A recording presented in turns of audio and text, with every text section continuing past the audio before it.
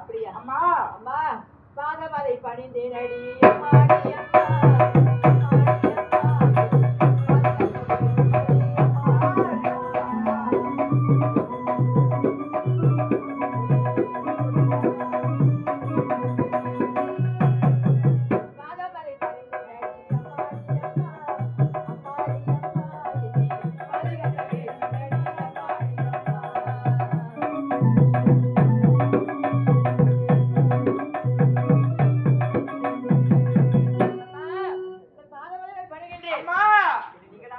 ஒரு பெண்ணோட மனசு ஒரு பெண்ணுக்கு தான் தெரியும்.